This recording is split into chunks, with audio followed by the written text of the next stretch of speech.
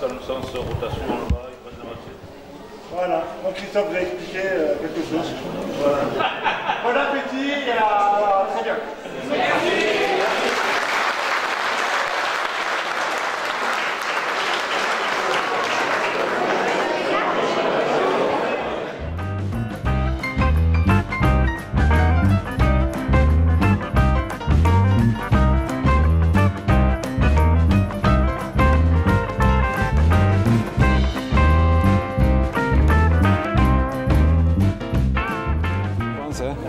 Ouais, c'est orienté, ça va. On le resserre. Et alors là, tu as les bagues. Ah oui, là, il y a les bagues. Là. Ouais. Non, les bagues, elles sont au milieu. À l'intérieur. Ouais. Ah ouais, c'est ça, ouais. Parce que moi, tu vois, je suis obligé de resserrer ici régulièrement, quand même. Arrête tes clous. Quand je fais trop longtemps, je resserre ici. Alors, il y aurait une solution, c'est... éviter que le boulon tourne, là. De le percer, de mettre une goupille, un claque voilà. Comme ça. Voilà, ouais. Après. Je suis trufficulteur avant tout. Et ben, oui, effectivement, j'ai inventé cette machine. J'ai travaillé là-dessus depuis une dizaine d'années pour arriver à cette machine-là, quoi. Voilà. Alors, on est passé par tout un tas d'artifices, des rouleaux avec des dents, attelés à mon quad. Je faisais le tour de mes arbres 10 fois pour les aérer. Et puis je me suis aperçu qu'en fait, avec mon rouleau qui vrillait, ça relevait la terre et ça me plaisait comme travail sur les truffières, quoi. Donc, et deuxième observation, moi j'ai planté sur des talus pour que ça draine mieux, enfin bon bref, je garde les ronces, les herbes au maximum, pour d'autres raisons. Et donc je n'avais pas dans le commerce d'outils qui permettaient de travailler mes arbres comme je l'entendais, quoi. J'avais des truffes, j'avais des brûlés, j'avais des truffes, mais des truffes qui étaient trop en surface et bien sûr qui au niveau qualité n'étaient pas bien. Donc petit à petit, après je me suis dit mais pourquoi pas essayer d'avoir un outil monté sur mini-pelle, puisqu'on a des petites truffières, des arbres qui sont des fois dans des talus. Et d'où l'idée après de travailler sur cette machine là. Donc le principe c'est d'essayer d'aérer tout en passant sur des herbes qu'on veut garder, c'est-à-dire des ronces, des plantes arbustives, et sans casser les racines des arbres truffiers. Donc voilà, donc on a réussi à faire cette machine là, alors avec différentes choses qu'on a améliorées. La dernière, dernier cri, c'est celle-ci. Donc on a découpé des dents. Les premières c'était des dents droites. Maintenant on a mis des dents plus évasées ici, donc ça fait un meilleur travail, ça relève mieux la terre. On l'a monté sur roulement. Donc il y a 2 roulements avec des bagues au milieu. Donc je pense que ceux qui l'ont utilisé peuvent prouver de la robustesse maintenant de la machine, parce qu'il faut que ça résiste quand même dans les cailloux. On a mis un système de réglage, donc ça c'est dès le départ. Et l'avantage de celle-là, c'est qu'en fait, en 6 éléments, c'est fait pour des mini-pelles de 2,5 tonnes, 3 tonnes 2. Et vous pouvez la mettre en 4 éléments si vous voulez, soit pour des mini-pelles de 1,5 tonnes, Et la deuxième chose, c'est qu'en fait, en 4 éléments, vous pouvez vous en servir aussi pour sarcler les petits arbres. Vous n'avez pas besoin de garder les 6 éléments pour sarcler les petits arbres. Et puis, dernier avantage aussi, un autre avantage aussi, mais ça c'est le chauffeur de la pelle qui nous l'a trouvé, c'est qu'en fait, pour travailler dans les talus, en fait, quel que soit le terrain, eh bien, votre machine elle va travailler régulier, quoi. Et si vous avez un terrain très pierreux, si la dent tombe sur une pierre ou un rocher, en fait toute la machine va se déséquilibrer et ça c'est un sacré avantage. Par contre après en termes de conducteur, c'est autre chose, il faut un bon chauffeur, quoi. Voilà.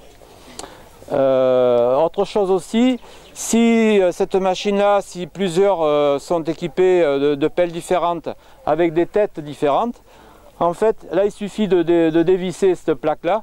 Et puis chacun a sa tête et vous montez la même machine sur plusieurs pelles, quoi. Voilà où on en est. Alors moi je suis le concepteur de la machine. Maintenant les machines elles sont commercialisées par Guillaume.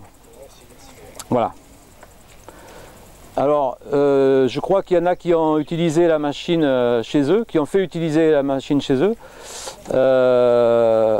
Peut-être Christophe, tu peux témoigner de la machine, parce que je suis mal placé pour parler de ma machine en travail. Chez moi, ma truffière a 12 ans, je l'utilise depuis, ça va faire la 4e année, donc j'ai eu des résultats très positifs au niveau des brûlés, au niveau des truffes, la qualité des truffes surtout. Les truffes sont beaucoup plus rondes, ça c'est sûr, les brûlés. Le travail de l'arbre, le développement de l'arbre aussi, c'est important. Tu veux parler? Je sais qu'il est passé le blanc. En travail linéaire, comme là on va travailler sur cette truffière, bon ça n'irait pas parce que trop de temps a passé, nous on travaille en linéaire, mais une structure comme chez moi qui fait 2 hectares, donc petite truffière, très très bien, et moi je dis à Michel bravo pour sa machine parce que j'en suis content. J'ai eu des résultats très positifs. Et je pense qu'il y a plein de personnes ici qui l'ont fait, notamment Stéphane qui l'a utilisé, il peut aussi en témoigner, et bien d'autres personnes, Philippe qui l'a fait passer aussi. Voilà. Coco, voilà, je ne sais pas où il est, mais... Il est où Coco? Ouais. Derrière, là-bas, il se cache. Coco! Viens là Coco! Non, moi au niveau des brûlés, au niveau... Ah, viens là, viens là! Bon, donc c'est qu'il n'est pas content de la machine. Moi je suis content déjà pour le développement de l'arbre et pour le brûlé, quoi. Voilà, et la qualité des truffes. Alors je dirais aussi que la machine c'est une chose, la machine jaune c'est autre chose, mais le chauffeur c'est encore plus important. Et peut-être que Guillaume ou Alexandre, notre chauffeur aussi de pelle, peuvent témoigner et de voir ce qu'ils ont vu, les chantiers qu'ils ont fait.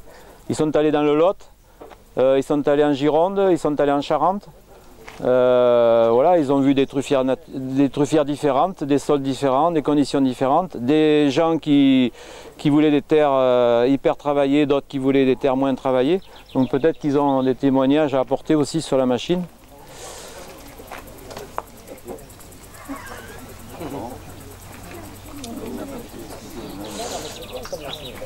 Voilà, la puissance de la machine, c'est bien cette puissance-là de machine qu'il faut pour travailler correctement. Oui.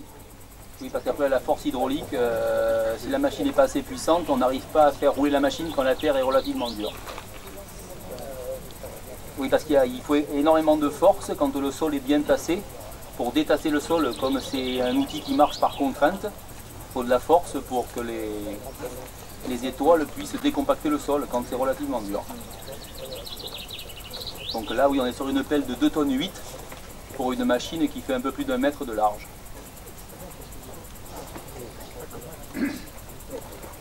Alors la particularité, c'est qu'effectivement cette machine s'adapte quasiment à tous les sols. Et parfois quand on est dans un sol très enherbé, le fait que ce soit légèrement incliné permet d'arracher l'herbe et de bien travailler le sol et de bien l'aérer. Donc et de faire démarrer les brûlés aussi. Et de faire démarrer les brûlés.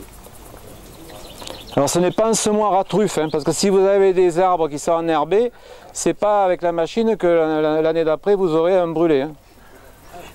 Je le précise bien. Hein. Je ne vends pas des kilos de truffes derrière. Hein. Ça y contribue. Mais ça y contribue si le brûlé est déjà présent ou se prépare, quoi. Voilà. Si le brûlé se prépare, c'est bien. Ce qui est important, je pense, c'est aussi le gars qui conduit. Alors, on va le voir à l'œuvre. Ouais. Bon, il est un peu apprenti là. Mais...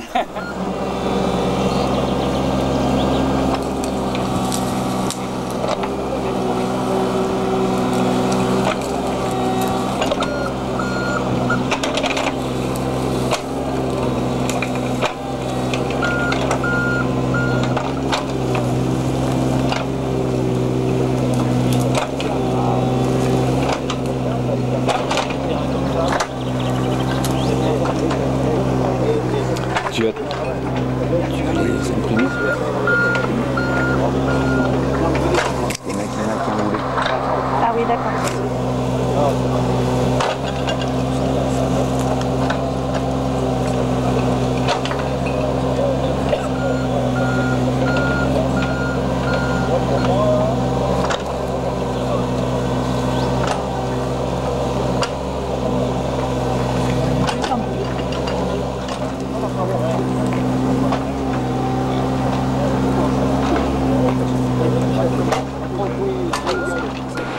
Bon alors Guillaume, cette journée, comment ça s'est déroulé?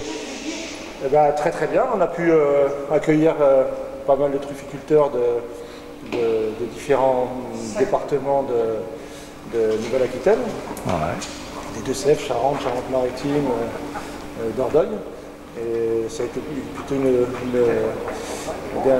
un échange assez fructueux et dans une bonne ambiance, très amicale. Les trufficulteurs ont pu échanger sur les différents types de trufficulture et voir un petit peu quelle était notre appréhension de la trufficulture qu'on appréhende. Ils ont bien compris que notre société, même si on avait un volet de négoce, était également et essentiellement la production. Ce qu'on leur a montré aujourd'hui d'ailleurs. On leur a montré aujourd'hui.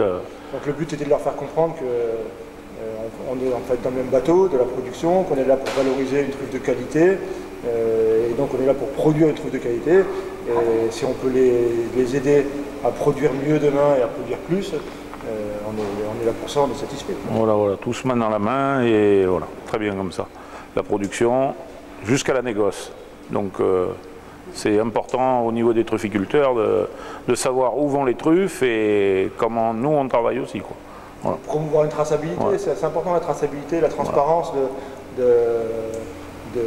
processus de production de la truffe, de savoir d'où vient la truffe. Et comme je le disais, la production d'une truffe de qualité, c'est pas du hasard. Il faut vraiment mettre en œuvre un vrai travail de production pour pouvoir produire cette truffe qui est demandée par tous les grands chefs à travers le monde. Et c'est ce en quoi on se différencie d'autres producteurs européens qui sont plus sur le volume et pas forcément sur la qualité de la production. Très bien.